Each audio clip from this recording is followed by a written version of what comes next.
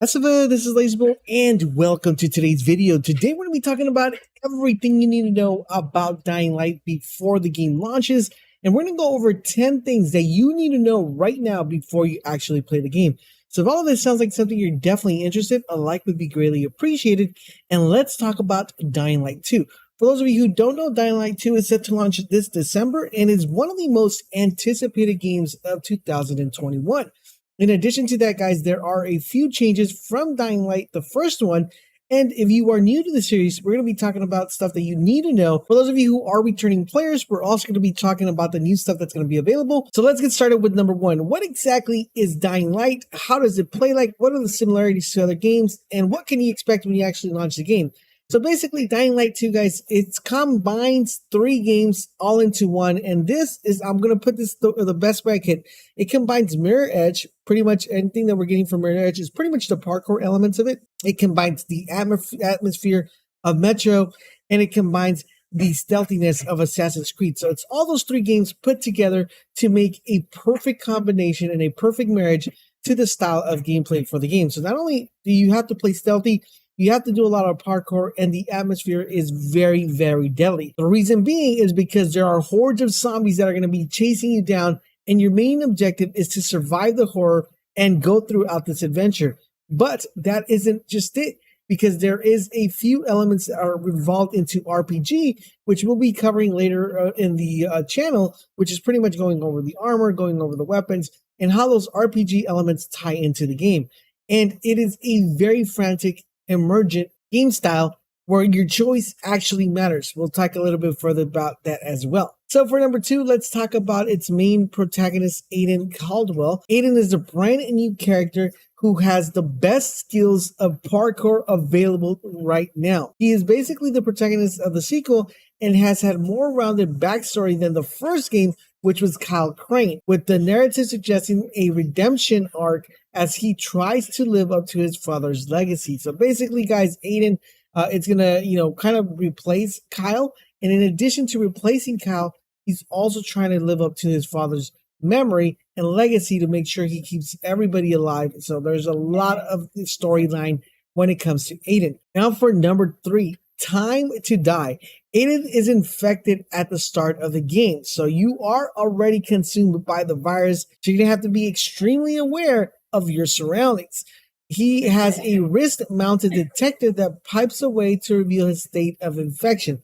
So basically, guys, he has like a smartwatch that tells him how much of the infection is being progressed. Now remember, back at E3 2019, Techland revealed that you will need to manage the condition by staying out of the sunlight as much as possible. Remember, these are like zombies slash vampires, so they are affected by the sunlight, hence the name Dying Light.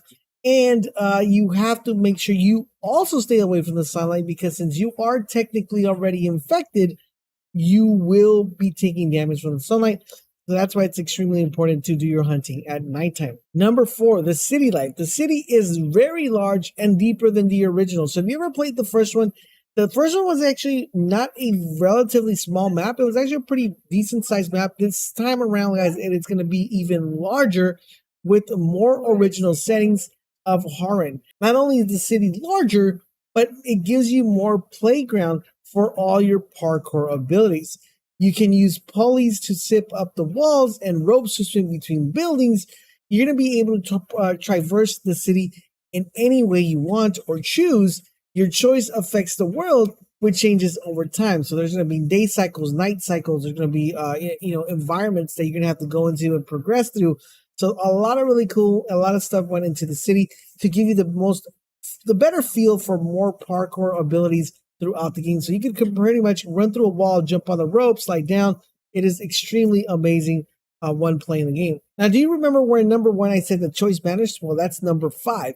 Choice matters. Player's agency is core to much of what actually happens and what goes on in the game. There are many choices that you're going to have to make, and depending on what choice you make, it's going to influence what happens. That includes factions to side with. So there are factions in the game, which I will cover in a different video. We're going to go over the factions, talk about who they are, why they matter, and they actually matter very much in this game. And in addition to that, whatever choice you make on who to become friends with and who to become enemies with, it's going to factor into how easy it is to survive in the world. And it also is going to matter when you have alternate mission endings, because sometimes when you pick a mission and you make a choice on that dialogue, you're going to have a different ending and you make another choice. So keep in mind, any choice you make in the game will be dependent on the outcome. For example, there is a mission that's going to give you the option if you want to rescue a singer, and if you actually do decide to rescue her, she will perform in one of the save zones for you. If you decide not to save her, then she's eventually going to die and you won't have a singer within that save zone. And maybe the community might be a little bit disappointed with your choice. On to number 6, night and day. So remember, like I said earlier, there is different elements to when it comes to the city. And one of those elements is the night and day cycle. The time cycles returned once again as part of the sequel, but now it can be used to your own advantage instead of last time. The more ferocious or hungry infected can be lured into the daylight from their hiding places, where they are more vulnerable to attack. So now this time around, you're actually able to bring out the zombies into the world when the sun is out, so they can be consumed and be completely eradicated and get pretty much apply vulnerability to them, so you could take them out a lot easier. Now on to number 7, guys. Real life rules. Basically, that is exactly what that means. The city runs on realistic rules. So you could expect guys to find farms. You could expect them to find full civilizations, a lot of amount of people on top of the rooftops of most of the skyscrapers, because remember, the world has gone vertical to avoid the zombies. The zombies don't even like to go up there because they're kind of scared of the sunlight. So you could pretty much kind of stay on the rooftops and kind of avoid the zombies in general. But that doesn't mean that you won't be getting hindered, because the people you meet there might need help or might be able to actually hinder you from progressing. But don't get too complacent though, because sometimes the infected will adventure to the rooftops. So you always got to watch your back. And now to number 8, guys. The grapple hook is back again. For those of you who played the first time, as you guys know, the grapple hook was almost like a necessity when it came to the game. This time around, it is coming back. For those of you who might be new, we are getting a grapple hook, but that doesn't mean it hasn't been reworked, because almost like everything in Dying Light 2, everything has gone and reworked. Instead of you just simplistically and unrealistically moving around the city like Spider-Man, this time around, you're going to be able to have Aiden swing like Tarzan from fixed points. The grapple hook anchors too. So you're going to be able to go to different positions and be able to traverse to the game a little bit more fluidly to give you that nice experience when actually grappling. Number 9, guys, there are vehicles in the game. Yes, guys, vehicles in the games. So you're going to be able to drive at nighttime and drive at day. But there is a caveat to that, because vehicles do seem to be featured in the game, but it sounds more likely that they're going to be part of set specific missions. So you're not going to be able to get on a vehicle to move throughout the city.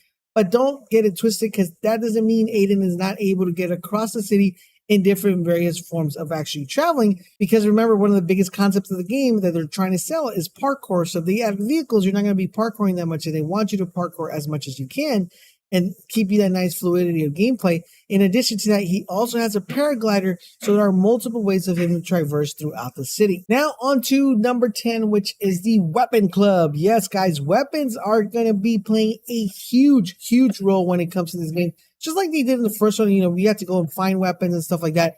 This time around, guys, the weapons are going to be able to be crafted. So that's really awesome, because crafting weapons is going to be, it's one of like the most funnest things to do in this game.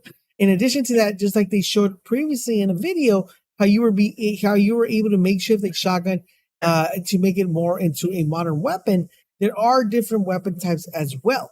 Now, remember, the game has a futuristic medieval aesthetic feel to it, so that means that bows and blades actually matter a little bit more than bullets. So you might want to take that into consideration when crafting or when putting putting a weapon together. So that's over the 10 important things you need to know about Dying Light 2 before playing. If you guys are excited for the game, let me know in the comment section down below. We are going to be covering a little bit more of Dying Light 2. So I do hope you guys subscribe to the channel, turn on those notifications so you guys won't miss more of our Dying Light 2 videos. Let me know if you guys are excited for the game. I sure am. And I hope to see you guys here on the channel as we get closer and closer to the release. Thank you guys for watching, and I'll catch you guys on the next video.